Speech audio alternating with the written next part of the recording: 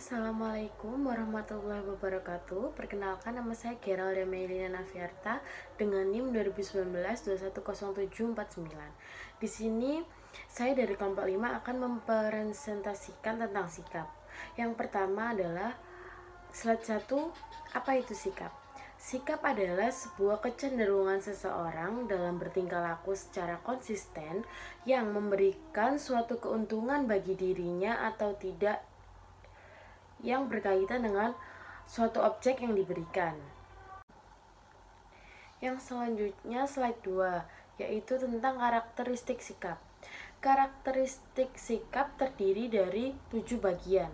Yang pertama ada sikap memiliki objek, di mana dalam konteks pemasaran, sikap konsumen itu harus terkait dengan berbagai objek.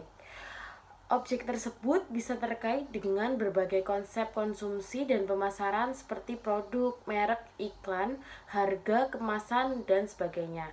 Yang kedua ada konsistensi sikap, di mana sikap adalah gambaran dari seorang konsumen dan perasaan tersebut akan direfleksikan oleh perilakunya.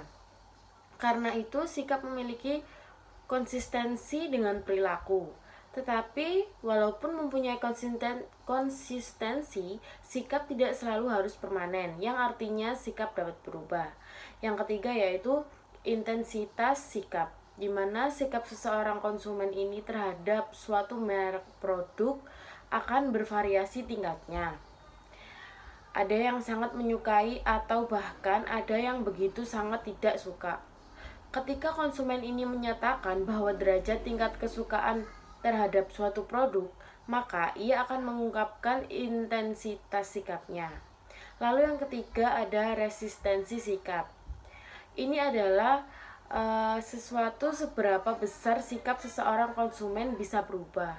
Lalu yang kelima ada persistensi sikap, di mana persistensi sikap ini adalah karakter sikap yang menggambarkan bahwa sikap akan berubah karena berlalunya waktu.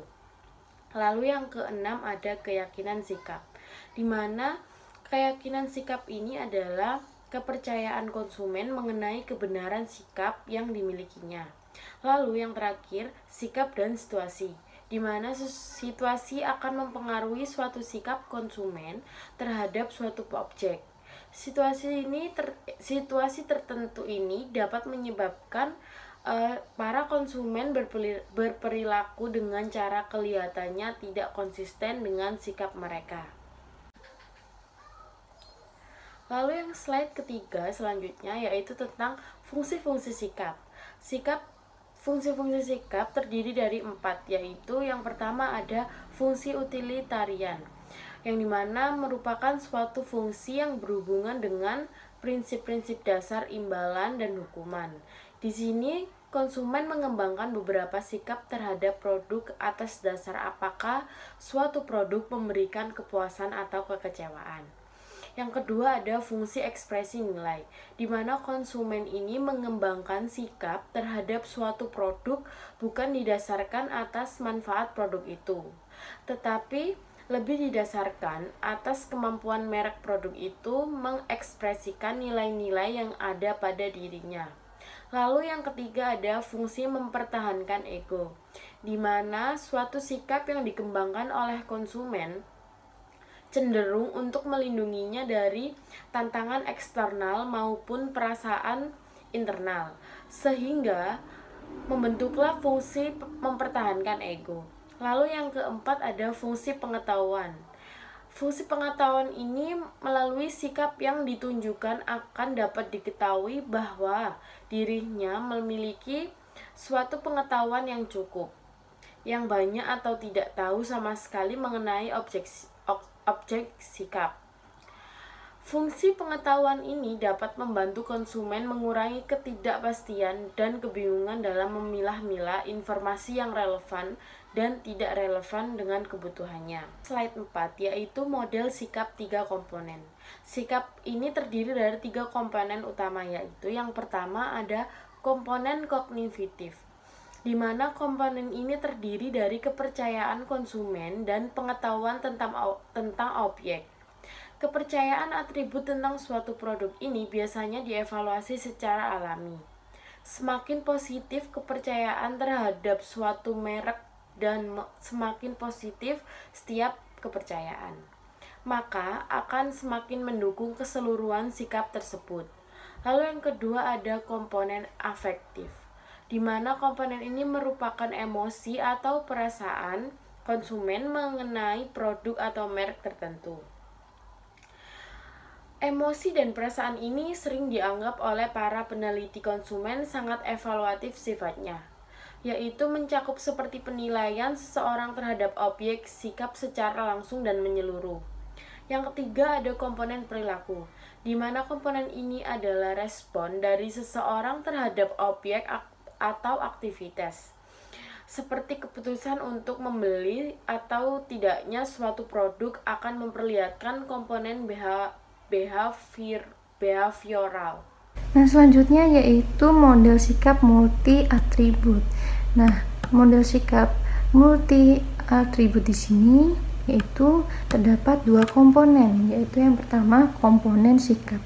Nah, komponen sikap ini bersifat internal individu yang berkaitan langsung dengan objek penelitian dan juga atribut-atribut langsung yang memiliki peranan penting dalam pengukuran perilaku, karena akan menentukan tindakan apa yang akan dilakukan dengan tidak dipengaruhi oleh faktor-faktor eksternal.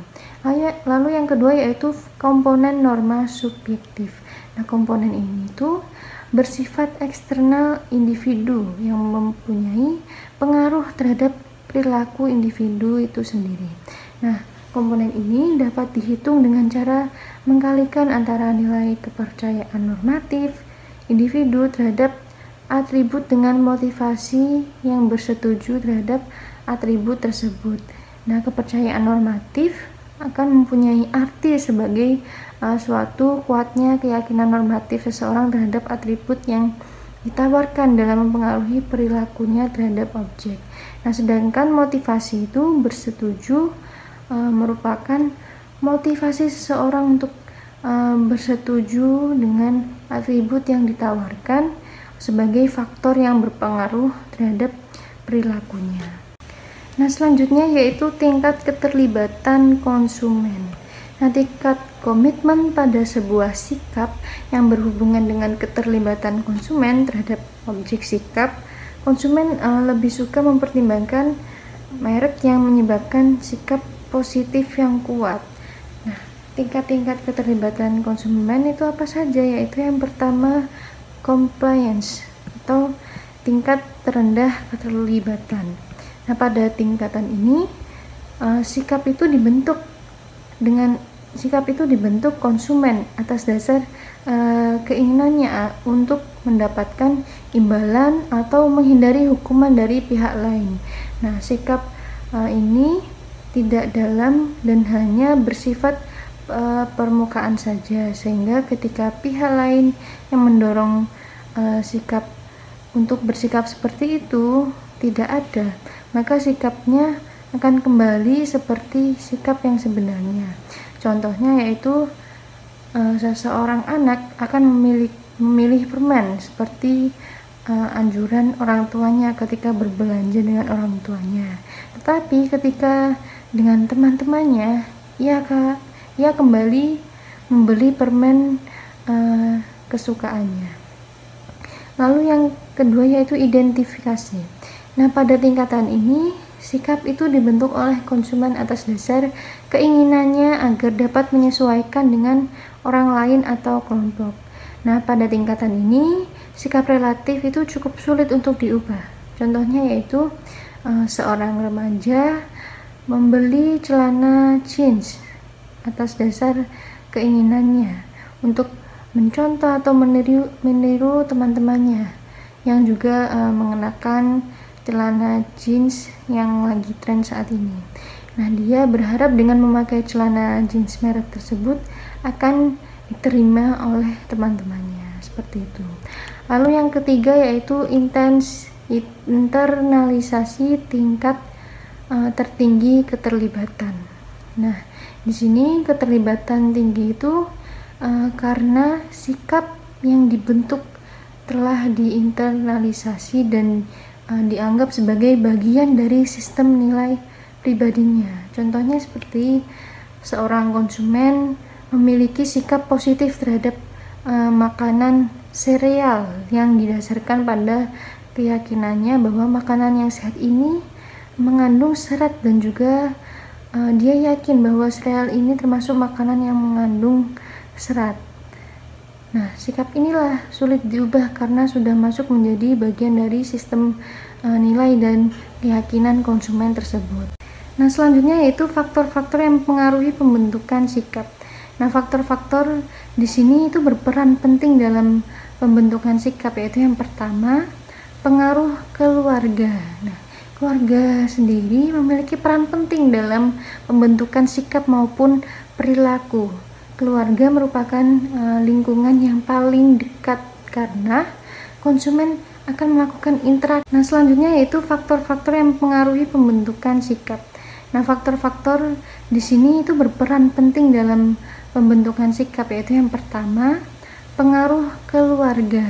Nah, keluarga sendiri memiliki peran penting dalam pembentukan sikap maupun perilaku. Keluarga merupakan lingkungan yang paling dekat karena konsumen akan melakukan interaksi lebih intensif dibandingkan dengan lingkungan lain. Nah, beberapa penelitian mengungkapkan sikap konsumen terhadap produk tertentu memiliki hubungan yang kuat dengan sikap orang tuanya terhadap produk yang mereka beli tersebut. Lalu yang kedua yaitu pengalaman langsung. Nah, pengalaman individu mengenai objek sikap dari waktu ke waktu akan membentuk sikap tertentu pada individu. Lalu yang ketiga yaitu kelompok teman sebaya. Nah, teman sebaya punya peran yang cukup besar juga, terutama bagi remaja dalam pembentukan sikap. Nah, adanya kecenderungan untuk mendapatkan penerimaan dari teman-teman sebayanya mendorong para remaja untuk mudah terpengaruh oleh kelompoknya dibandingkan lingkungan yang lainnya, yaitu contohnya waktu kita nih yang seusia ya 20-an lah, waktu di kuliah di kampus mungkin ada golongan teman-teman kita yang HP-nya itu udah pakai iPhone. Nah, kita supaya ditemani, supaya diterima oleh mereka, supaya bisa berkumpul dengan mereka, kita juga harus mempunyai HP iPhone juga, supaya ibaratnya setingkat dengan mereka. Jadi samalah HP-nya dengan mereka, seperti itu. Lalu yang keempat yaitu pemasaran langsung. Nah, pemasaran langsung di sini yaitu mulai banyaknya perusahaan yang menggunakan pemasar langsung atas produk yang ditawarkan secara tidak langsung. Itu berpengaruh juga dalam pembentukan sikap konsumen. Lalu yang kelima yaitu kepribadian. Nah, kepribadian individu itu memainkan peranan penting dalam pembentukan sikap juga. Lalu yang keenam yaitu tayangan media massa. Nah, tayangan media massa ini sangat penting dalam pembentukan sikap. Maka pemasar juga perlu mengetahui media apa yang biasanya dikonsumsi oleh pasar sasarannya, dan juga melalui media tersebut dengan rancangan pesan yang tepat, sikap positif dan juga dapat dibentuk. Nah, contohnya yaitu di TV atau di Instagram, di TikTok. Kebanyakan yang tren saat ini yaitu aplikasi TikTok. Nah, dimana para targetnya yaitu para remaja, seperti yaitu skincare misalnya, apalagi wanita. Nah, mereka akan lebih tertarik saat melihat review-review dari selebgram atau seleb TikTok. Jadi mereka akan merasa, oh ini produknya bagus nih, boleh dong kita beli nih, kayaknya nanti bakalan bagus juga kalau kita pakai seperti itu. Terima kasih, selanjutnya akan dilanjutkan oleh rekan saya.